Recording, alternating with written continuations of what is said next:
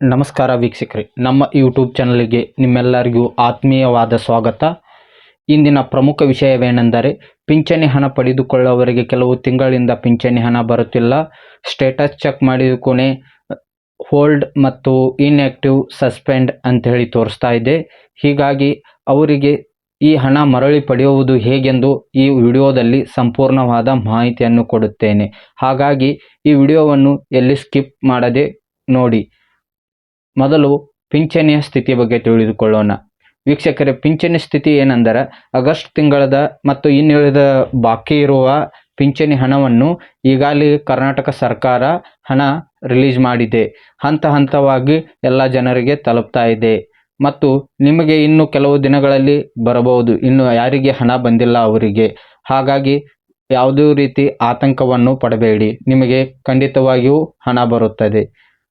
ಮತ್ತು ಇನ್ನು ಕೆಲವರು ನಮಗೆ 4 ತಿಂಗಳಿಂದ ಹಣ ಬರ್ತಾ ಇಲ್ಲ, 5 ತಿಂಗಳಿಂದ ಹಣ ಬರ್ತಾ ಇಲ್ಲ ಎಂದು ನಮಗೆ ಕಾಮೆಂಟ್ ಮಾಡ್ತಾ ಇದ್ದೀರಿ. ಹಾಗಾಗಿ ನೀವು ಕಾಮೆಂಟ್ ಮಾಡಿದ್ರ ಸಲುವಾಗಿ ನಾವು ನಿಮಗೆ ಮಾಹಿತಿಯನ್ನು ಕೊಡ್ತಾ ಇದ್ದೇವೆ. ಹೋಲ್ಡ್ ಅಥವಾ ಇನ್ಆಕ್ಟಿವ್, ಸಸ್ಪೆಂಡ್ ಅಂಥೇಳಿ ನಿಮ್ಮ ಅಕೌಂಟ್ಗಳು ತೋರಿಸ್ತಾ ಇದ್ದರೆ ಅದಕ್ಕೆ ಏನು ಮಾಡಬೇಕೆಂದು ನಿಮಗೆ ಹೇಳುತ್ತೇವೆ. ಮೊದಲನೇದಾಗಿ ನೀವು ಯಾರಿಗೆ ಭೇಟಿ ಆಗಬೇಕು ಮತ್ತು ಯಾವ ಕಚೇರಿಗಳಿಗೆ ಹೋಗಬೇಕೆಂದು ಖಂಡಿತವಾಗಿ ನಿಮಗೆ ಮಾಹಿತಿಯನ್ನು ಕೊಡುತ್ತೇನೆ. ಮತ್ತು ಪಿಂಚಣಿ ಹಣ ಪಡೆದುಕೊಳ್ಳುವವರು ಇರಬೇಕಾದ ಕನಿಷ್ಠ ದಾಖಲೆಗಳು ಯಾವೆಂದು ನೀವು ಫಸ್ಟಿಗೆ ನೋಡಿಕೊಳ್ಳಿ. ನಿಮ್ಮ ಒಂದನೇದಾಗಿ ಆಧಾರ್ ಕಾರ್ಡ್ ಬೇಕ್ರಿ, ಬ್ಯಾಂಕ್ ಪಾಸ್ಬುಕ್ಕ, ನೀವು ಪಿಂಚಣಿ ಪಡೆದುಕೊಳ್ಳುತ್ತಿರುವ ಯಾವುದ ಮೇಲೆ ಅಂದರೆ ಯಾವ ಯೋಜನೆ ಮೇಲೆ ಪಡೆದುಕೊಡ್ತೀರಿ ಅದರ ದಾಖಲಾತಿ ಬೇಕ್ರಿ. ಮತ್ತು KYC ಆದ ದಾಖಲಾತಿ ಬೇಕ್ರಿ. NPCI ಮ್ಯಾಪಿಂಗ್ ಆಗಿರ್ಬೇಕ್ರಿ, ಆಧಾರ್ ಸೀಡಿಂಗ್ ಆಗಿರ್ಬೇಕ್ರಿ. ಇವು ಇಷ್ಟು ಕಂಪಲ್ಸರಿ ಇದ್ರೆ ನಿಮಗೆ ಮುಂದಿನ ಪ್ರೊಸೆಸ್ಗಳು ಬೇಗನೆ ಗೊತ್ತಾಕ್ಕವ್ರಿ. ಇವು ಮೊದಲು ಬೇಸಿಕ್ ಪ್ರೊಸೆಸ್ಗಳು ರೀ, ಇವನ್ನ ಅರ್ಥ ಮಾಡ್ಕೋರಿ ಮೊದಲು ರೀ. ಇನ್ನು ಇನ್ಆಕ್ಟಿವ್ ಆಗಿರ್ತಾವಲ್ರಿ ಅಕೌಂಟ, ಅವ್ರ ಬಗ್ಗೆ ಮಾತಾಡೋಣ್ರಿ. ಇನ್ನು ಇನ್ಆಕ್ಟಿವ್, ಹೋಲ್ಡ, ಸಸ್ಪೆಂಡ ಹಿಂಗಾಗಿರ್ತಾವಲ್ರಿ, ಅವ್ರಿಗೆ ಇದ್ರೊಳಗೆ ವಿಷಯಗಳನ್ನು ತಿಳಿಸ್ಕೊಡ್ತೇನೆ ರೀ.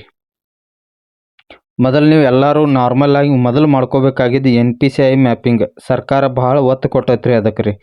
ಮತ್ತು ಇನ್ನು ನಮ್ಮ ಎಲ್ಲ ದಾವ್ರಿ ಅಂತೀರಿ, ಆದ್ರೆ ನಿಮ್ಮ ಇನ್ನೊಂದು ದಾಖಲೆನ ಪರಿಶೀಲನೆ ಮಾಡ್ಕೋಬೇಕಾಕೈತ್ರಿ. ನಿಮ್ಮ ವಾರ್ಷಿಕ ಆದಾಯ ಎಷ್ಟು ಐತೆ ಅನ್ನೋ ತಿಳ್ಕೊರಿ.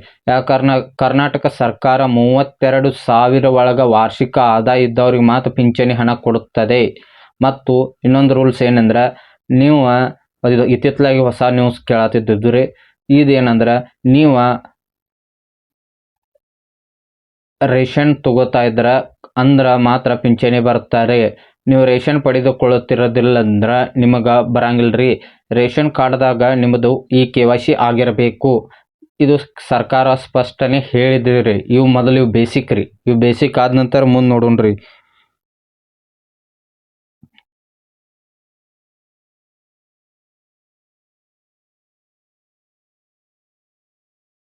ಹೋಲ್ಡ್ ಅತ್ತೆ ಏನು ಬಿದ್ದಿರೈತಿ, ಹೋಲ್ಡ್ ಬಿದ್ದವ್ರಿಗೆ ಹೇಳ್ತ ನೋಡ್ರಿ. ಫಸ್ಟಿಗೆ ಹೋಲ್ಡ್ ಬಿದ್ದಿರ್ತೈತಿಲ್ಲ, ನಿಮ್ಮದು ಏನು ಪ್ರಾಬ್ಲಮ್ ಇರೈತಿ ಅಂದ್ರೆ ತಾಂತ್ರಿಕ ಕಾರಣ ಅಥವಾ ಪರಿಶೀಲನೆಯ ಬಾಕಿ ಇದ್ದಿರುತ್ತದೆ.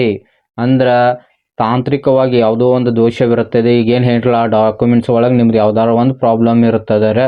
ಇಲ್ಲಂದ್ರೆ ನಿಮ್ಮದು ಕರ್ನಾಟಕ ಸರ್ಕಾರ ಈಗೇನು ತಡೆದು ಹಿಡಿದ ಪಿಂಚಣಿ ಒಳಗೆ ನೀವು ನಿಮ್ಮ ಎಲ್ಲ ಡಾಕ್ಯುಮೆಂಟ್ಸ್ಗಳನ್ನ ವೆರಿಫಿಕೇಷನ್ ಮಾಡಿಸ್ಕೋಬೇಕು. ಇದು ಸರ್ಕಾರವು ಹೇಳಿದೆ. ಆ್ಯಕ್ಟಿವ್ ಅಂತೇಳಿದ್ರೆ ನಿಮಗೆ ಹಣ ಬರತೈತಿ. ಆ್ಯಕ್ಟಿವ್ ಅಥವಾ ರನ್ನಿಂಗ್ ಅಂತ ತೋರಿಸ್ತಂದ್ರೆ ನಿಮಗೆ ಹಣ ಬರತೈತಿ ಅಂದಂಗಾರ ಅರ್ಥ ರೀ. ಇನ್ನು ಸಸ್ಪೆಂಡ್ ಅಂತ ತೋರಿಸ್ತೈತಿ. ಸಸ್ಪೆಂಡ್ ತೋರಿಸಿದಾಗ ನೀವು ಪ್ರೂವ್ ಮಾಡ್ಬೇಕ್ರಿ ಸರ್ಕಾರಕ್ಕೆ ಏನತ್ತೆ, ನಾವು ಪಿಂಚಣಿ ಪಡೆದುಕೊಳ್ಳುತ್ತಿದ್ದೀವಿ ಅಂಥೇಳಿ. ಅಂದ್ರೆ ನಾವು ಯಾವುದೇ ರೀತಿಯಾದ ಸರ್ಕಾರಕ್ಕೆ ಮೋಸವನ್ನು ಮಾಡದೆ ಅಧಿಕೃತವಾಗಿ ಹಣವನ್ನು ಪಡೆದುಕೊಳ್ಳುತ್ತಿದ್ದೇವೆ ಎಂದು ಕರ್ನಾಟಕ ಸರ್ಕಾರಕ್ಕೆ ನಾವು ಪ್ರೂಫ್ ಮಾಡಿ ತೋರಿಸ್ಬೇಕ್ರಿ. ಅಂದ್ರೆ ನಮ್ಮ ಎಲ್ಲ ರೀತಿ ಡಾಕ್ಯುಮೆಂಟ್ಗಳು ಮೊದಲಿಗೆ ಕರೆಕ್ಟ್ ಇರ್ಬೇಕು, ಅಂದ್ರೆ ಈ ಕೆಲಸ ಆಕೈತ್ರಿ. ಇನ್ನು ನೆಕ್ಸ್ಟ್ ಆಗಿ ಬರ್ಬೇಕಂದ್ರೆ ರೀ, ಸಸ್ಪೆಂಡ್ ಆಯ್ತು, ಹೋಲ್ಡ್ ಆಯ್ತು, ಇನ್ಆಕ್ಟಿವ್ ಆಯ್ತು, ಇವು ಎಲ್ಲರಿಗೂ ಇದಾತ್ರಿ. ಆದ್ರೆ ಇವೆಲ್ಲ ದಾಖಲೆಗಳು ತೊಗೊಂಡು ಎಲ್ಲಿ ಹೋಗ್ಬೇಕ್ರಿ?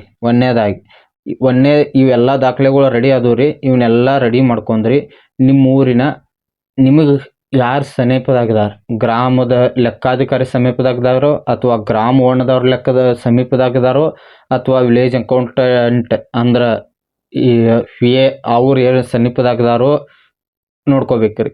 ಇವ್ರು ಯಾವ ಸಮೀಪದಾಗಿರ್ತಾರೆ ನಿಮಗೆ ಅನುಕೂಲ ಆಗುವಂಗೆ ಯಾರು ಸಮೀಪದಾಗಿರ್ತಾರಲ್ಲ ಅವ್ರಿಗೆ ಹೋಗಿ ಭೇಟಿ ಆಗ್ಬೇಕ್ರಿ. ಅವರ ನಿಮ್ಮ ಒಂದು ಆರ್ ಡಿ ನಂಬರ್ ಇರ್ತೈತೆ ರೀ ನಿಮ್ಮ ಅಂದ್ರೆ ನೀವು ಪಿಂಚಣಿ ಪಡೆದುಕೊಳ್ಳೋರಿಗೆ, ಇಲ್ಲಿಕಂದ್ರೆ ನಿಮ್ಮ ಆಧಾರ್ ಕಾರ್ಡ್ ಮೇಲೂ ಚೆಕ್ ಮಾಡಕ್ಕೆ ಬರ್ತೈತಿ. ಅವ್ರು ಚೆಕ್ ಮಾಡ್ತಾರೆ ಯಾವ ಡಾಕ್ಯುಮೆಂಟ್ಸ್ ಪ್ರಾಬ್ಲಮ್ ಐತೆ ಅನ್ನೋದು ಹೇಳ್ತಾರೆ. ಇಲ್ಲ ಈ ಇಂಥದ್ದೊಂದು ಪ್ರಾಬ್ಲಮ್ ಐತಿ ನಿಮ್ಗೆ ಹಿಂಗೆ ಪರಿಹಾರನ ಅವರೇ ಹೇಳ್ತಾರೆ ರೀ. ಅವರು ಈಗ ನಾವೇನು ಹೇಳಿದ್ವು ಇದನ್ನ ಹೇಳ್ತಾರೆ. ಮೊದಲು ನಿಮ್ಮ ಡಾಕ್ಯುಮೆಂಟ್ಸ್ಗಳು ಮೇನ್ ಆಗಿ ಪಿಂಚಣಿ ಪಡೆದುಕೊಳ್ಳೋರಿಗೆ ನಿಮ್ಮ ಡಾಕ್ಯುಮೆಂಟ್ಸ್ ಕ್ಲಿಯರ್ ಆಗಿರ್ಬೇಕು ರೀ. ಎಲ್ಲ ರೀತಿ ಲೀಗಲ್ ಡಾಕ್ಯುಮೆಂಟ್ಸ್ ಇರ್ಬೇಕು ರೀ, ಇಲ್ಲಿಗಲ್ ಇರಬಾರ್ದು ರೀ. ಅಂದ್ರೆ ಫೈಟ್ ಮಾಡಿ ನಿಮ್ಮ ಪಿಂಚಣಿ ಹಣ ನಿಮಗೆ ಖಂಡಿತವಾಗಿಯೂ ಬಂದೇ ಬರ್ತೈತೆ ರೀ.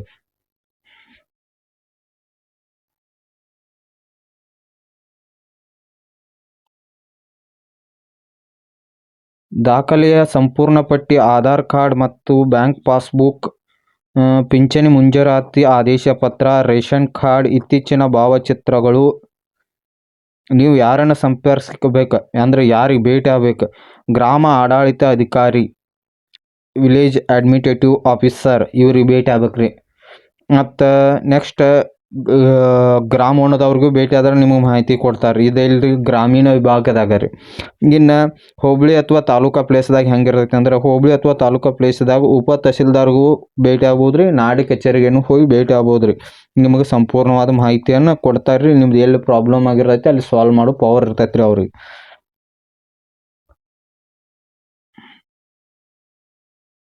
ಜಿಲ್ಲಾ ಮಟ್ಟದಾಗೂ ಅಲ್ಲೇ ಅಷ್ಟು ಐತೆ ರೀ. ಅಲ್ಲಿ ಹೋಗ್ಬೇಕು, ನೀವು ಹೋಗಿ ತಹಸೀಲ್ದಾರ್ ಆಫೀಸ್ಗೇನ ಹೋಗ್ಬೇಕು ರೀ. ಅಲ್ಲಿ ನಿಮ್ಗೆ ಅವ್ರ ಇದ್ರ ಬಗ್ಗೆ ಅಲ್ಲಿ ಆಫೀಸ್ದಾಗ ಒಂದು ತಹಸೀಲ್ದಾರ್ ಆಫೀಸ್ಗೆ ಹೋದಂದ್ರೆ ಈ ಪಿಂಚಣಿ ಪಡೆದುಕೊಳ್ಳೋರಿಗೆ ಅಂತೇಳಿ ಸಪ್ರೇಟಾಗಿ ಒಂದು ಆಫೀಸ್ ಐತೆ ರೀ. ಆಫೀಸರ್ ಭೇಟಿ ಆದ್ರೆ ಯಾವ ಡಾಕ್ಯುಮೆಂಟ್ಸ್ಗಳನ್ನ ಪರಿಶೀಲನೆ ಮಾಡಬೇಕು ಎಲ್ಲ ಪರಿಶೀಲನೆ ಮಾಡಿ ನಿಮ್ಮ ಪಿಂಚಣಿಯನ್ನು ಸ್ಟಾರ್ಟ್ ಮಾಡಿಕೊಡ್ತಾರೆ. ಇದು ಫೈನಲ್ ರೀ, ಸುಪ್ರೀಂ ಇದ್ದಂಗೆ ಅದು. ಅಲ್ಲಿ ಹೋಗ್ತಾರೆ ನಿಮ್ಗೆ ಖಂಡಿತವಾಗಿ ಆಗಬೇಕು. ಆಗ್ಲಿಕ್ಕಂದ್ರೆ ನಿಮ್ಮ ತೆಕ್ ಏನೋ ಡಾಕ್ಯುಮೆಂಟ್ಸ್ಗಳು ಪ್ರಾಬ್ಲಮ್ ಐತಿ, ಇಲ್ಲಿಕಂದ್ರೆ ನೀವು ಇಲ್ಲಿಗಲ್ ಆಗಿ ಹಣ ತೊಗೋತಾರೆ ಅಂದಂಗೆ ಅರ್ಥ ರೀ. ಲೀಗಲ್ ಆಗಿ ತೊಗೋಬೇಕಂದ್ರೆ ನೀವು ಎಲ್ಲ ರೀತಿ ಡಾಕ್ಯುಮೆಂಟ್ಸ್ಗಳು ಕರೆಕ್ಟಾಗಿ ಇಟ್ಕೊಂಡಿರಬೇಕು ರೀ. ಮತ್ತು ನೀವು ಈಗ ಏನಪ್ಪ ಈಗ ಹೇಳ್ತೀನಿ ಕೇಳ್ತೀರಿ. ನಾವು ಒಂದು ರಿಯಲ್ ಸಿಚುವೇಶನ್ ಹೇಳ್ತೀನಿ ರೀ ಆಗಿದ್ದನ. ಈಗ ಏನಾಗಿರ್ತೈತೆ ರೀ, ಪಿಂಚಣಿ ಹಣ ಪಡೆದುಕೋತಿರ್ತಾರೆ. ಯಾವ್ದ್ರ ಮೇಲೆ ರೀ? ಅಂಗವಿಕಲರ ಪಿಂಚಣಿ ಪಡೆದುಕೋತಿರ್ತಾರೆ. ಅಂಗವಿಕಲನ ಪಿಂಚಣಿ ಪಡ್ಕೋಕೆ ಏನು ಮಾಡಿರ್ತಾರೆ, ಇವ ಗೋರ್ಮೆಂಟ್ ಹಾಸ್ಪಿಟಲ್ಗೆ ಹೋಗ್ತಾರೆ. ಗೋರ್ಮೆಂಟ್ ಹಾಸ್ಪಿಟಲ್ಗೆ ಹೋಗಿ ಒಂದು ಯಾರನ್ನಾರ ಇನ್ಫ್ಲೂಯೆನ್ಸ್ ಹಿಡಿದು ಏನು ಮಾಡಿರ್ತಾರೆ ರೀ, ಈಗ ಕುಡ್ದನೋ ಕಿವುಡದನೋ ಅಂತೇಳಿ ಒಂದು ಯಾವುದೋ ಒಂದು ಸರ್ಟಿಫಿಕೇಟ್ ತೊಗೋತಾರೆ. ಆ ಸರ್ಟಿಫಿಕೇಟ್ ತೊಗೊಂಡು ಏನು ಮಾಡ್ತಾರೆ, ಪಿಂಚಣಿಗೆ ಅಪ್ಲೈ ಮಾಡ್ತಾರೆ. ಪಿಂಚಣಿ ಅಪ್ಲೈ ಮಾಡಿದ್ರೆ ಪಿಂಚಣಿ ಬರಾಕತ್ತೈತೆ ರೀ. ಇಂಥದನ್ನು ತಡಿಬೇಕತ್ತೆ ಕರ್ನಾಟಕ ಸರ್ಕಾರ ಈಗ ಸದ್ಯದಾಗ ಎಲ್ಲರೂ ಪಿಂಚಣಿ ಹಣವನ್ನು ತಡೆ ಹಿಡ್ದೈತೆ ರೀ. ಒಂದೇದಾಗಿ ಹೇಳ್ಬೇಕಂದ್ರೆ ಇದ ರೀ ಮೇನ್ ಇಂಪಾರ್ಟೆಂಟ್. ಎಲ್ಲರೂ ಪಿಂಚಣಿ ಹಣ ಎದಕ್ಕೆ ತಡೆ ಹಿಡ್ದಾವ ಅಂತಿರಲಿಲ್ಲ ರೀ. ಇದೇ ರೀಸನ್ ರೀ ಮೇನ್. ಇಷ್ಟು ತಿಳ್ಕೊರಿ. ನಿಮ್ಮ ಎಲ್ಲ ಡಾಕ್ಯುಮೆಂಟ್ಸ್ಗಳು ಕರೆಕ್ಟಾಗಿ ತಗೋರಿ. ನೀವು ಮೊದಲು ನೀವು ಕರೆಕ್ಟಾಗಿರ್ಬೇಕು ರೀ. ನೀವು ಕರೆಕ್ಟಾಗಿದ್ರೆ ನಿಮ್ಮ ಪಿಂಚಣಿ ಹಣ ನಿಮಗೆ ಬಂದೇ ಬರ್ತೈತಿ. ನೀವು ಏನು ಡಾಕ್ಯುಮೆಂಟ್ಸ್ ಆಗಲಿ ನೀವೇನಾರು ಇಂಥ ಮೋಸ ಮಾಡಿರಿ ಅಂದ್ರೆ ನಿಮ್ಗೆ ಹಣ ಬರಂಗಿಲ್ಲ ರೀ. ಯಾಕಂದ್ರೆ ಇದನ್ನು ಪಾರದರ್ಶಕ ಮಾಡತ್ತೈತಿ ಕರ್ನಾಟಕ ಸರ್ಕಾರ. ಹೆಂಗಂದ್ರೆ ರೀ, ಎಲ್ಲ ರೀತಿ ಕ್ಲಿಯರಾಗಿ ಕೊಟ್ಬಿಡೋದು ರೀ. ಪಾರದರ್ಶಕ ಐತಿ ರೀ. ಎಲ್ಲರಿಗೂ ಹಣ ಬರ್ತಾವ್ರಿ ಖಂಡಿತವಾಗಿ. ಈಗ ಯಾರು 2-3 ತಿಂಗಳು 4 ತಿಂಗಳು 5 ತಿಂಗಳಿಂದ ನಿಂತವ್ರಲ್ಲೇ ನಿಮ್ಮ ಎಲ್ಲ ಡಾಕ್ಯುಮೆಂಟ್ಸ್ ಕರೆಕ್ಟಾಗಿ ನಿಮ್ಮದು ಆ್ಯಕ್ಟಿವ್ ತೋರಿಸ್ತಾ ತಿಳ್ಕೊರಿ. ಅಕೌಂಟ್ ಅಥವಾ ಆ್ಯಕ್ಟಿವ್ ಅಥವಾ ರನ್ನಿಂಗ್ ತೋರಿಸ್ತಂದ್ರೆ ಖಂಡಿತವಾಗಿಯೂ ನಿಮಗೆ ಹಣ ಬಂದೇ ಬರ್ತೈತೆ ರೀ. ಮೊದಲು ನೀವು ಡಾಕ್ಯುಮೆಂಟ್ಸ್ ಕ್ಲಿಯರ್ ಮಾಡ್ಕೊಂಡು ನಿಮ್ಮ ಊರಿನ ಗ್ರಾಮ ಲೆಕ್ಕಾಧಿಕಾರಿ ಭೇಟಿಯಾಗ್ರಿ, ಇಲ್ಲ ನಾಡ ಕಚೇರಿಗೆ ಭೇಟಿಯಾಗ್ರಿ, ಇಲ್ಲಾಂದ್ರೆ ಗ್ರಾಮ ಒಣದವ್ರಿಗೆ ಭೇಟಿಯಾಗ್ರಿ. ಇಲ್ಲೂ ನೀಗಲಿಲ್ಲ, ಇಲ್ಲೂ ಕೆಲಸ ಆಗಲಿಲ್ಲ, ನೀವು ಎಲ್ಲ ಡಾಕ್ಯುಮೆಂಟ್ಸ್ಗಳು ಕರೆಕ್ಟ್ ಅದಾವು, ನಮ್ಮ ಇಲ್ಲಿ ಆಗಲಿಲ್ಲಪ್ಪ ಅಂತಂದ್ರೆ ಏನು ಮಾಡ್ಬೇಕಂದ್ರೆ ಡೈರೆಕ್ಟ್ ನಿಮ್ಮ ಎಲ್ಲ ಡಾಕ್ಯುಮೆಂಟ್ಸ್ಗಳನ್ನ ತೊಗೊಂಡು ತಹಸೀಲ್ದಾರ್ ಆಫೀಸ್ಗೆ ಹೋಗಿಬಿಡ್ರಿ. ತಹಸೀಲ್ದಾರ್ ಆಫೀಸಿಗೆ ಹೋಗಿ ಹಿಂಗೆ ಆಗೈತೆ ರೀ ಸರ, ನಮ್ದು ಇಷ್ಟು ತಿಂಗಳಾತು ರೀ ಪಿಂಚಣಿ ಹಣ ಬರುವಾತು ರೀ ಸರ್ ಅಂತ ಹೇಳಿ. ಅದು ಸರ್ ಇದ್ದವ್ರು ನಿಮ್ಮ ಎಲ್ಲ ಡಾಕ್ಯುಮೆಂಟುಗಳನ್ನ ಪರಿಶೀಲನೆ ಮಾಡ್ತಾರೆ. ಪರಿಶೀಲನೆ ಮಾಡಿದ ಕೂಡ ನೀವೆಲ್ಲ ಪಡೆದುಕೊಳ್ಳೋ ಲೀಗಲ್ ಆಗಿತ್ತು ಅಂದ್ರೆ ನಿಮ್ಮ ಅದೇ ಸ್ಪಾಟ್ ಮೇಲೆ ಪಿಂಚಣಿ ಹಣ ಬರೋಕೆ ಏನೇನು ಬೇಕು ನಿಮ್ಮ ಎಲ್ಲ ದಾಖಲೆ ತೊಗೊಂಡು ಅಲ್ಲಿ ಹೋಗಿ ಭೇಟಿ ಆದ್ರಿ ಅಂದ್ರೆ ಖಂಡಿತವಾಗಿಯೂ ನಿಮ್ಗೆ ಹಣ ವಾಪಸ್ ಬಂದೇ ಬರುತ್ತದೆ ರೀ. ಅವ್ರು ನಿಮಗೆ ಬರುವಂಗೆ ಮಾಡಿಕೊಡ್ತಾರೆ. ಇದು ಲಾಸ್ಟ್ ರೀ, ಸುಪ್ರೀಂ ಕೋರ್ಟ್ ಇದ್ದಂಗೆ ರೀ. ತಹಸೀಲ್ದಾರ್ ಆಫೀಸ್ಗೆ ಹೋತಂದ್ರೆ ರೀ ಅಲ್ಲಿ ಹೋಗಿದ್ದು ಯಾವ ಪ್ರಾಬ್ಲಮ್ಗಳು ಅಂದ್ರೆ ನೀವು ಎಲ್ಲ ಲೀಗಲಾಗಿ ಇದ್ರಿ ಅಂದ್ರೆ 100% ಖಂಡಿತವಾಗಿಯೂ ಅವರು ನಿಮಗೆ ಪಿಂಚಣಿ ಬರೋಲ್ಲ ಎಲ್ಲ ರೀತಿ ಅನುಕೂಲ ಮಾಡಿ ಕೊಡ್ತಾರೆ. ಮತ್ತು ಅವ್ರು ಮಾಡಿದ ಕೂಡ ಈಗ ಒಬ್ರು ಕೆಲವು ಮಾಡ್ಯಾರ ಸರ್, ನಮ್ಮ ಡಾಕ್ಯುಮೆಂಟ್ಸ್ಗಳ್ನ 15 ದಿನ ಆತು ರೀ ವೆರಿಫಿಕೇಷನ್ ಮಾಡಿ, ಸರ್ ನಮ್ಗೆ ಹಣ ಬಂದಿಲ್ಲ ರೀ.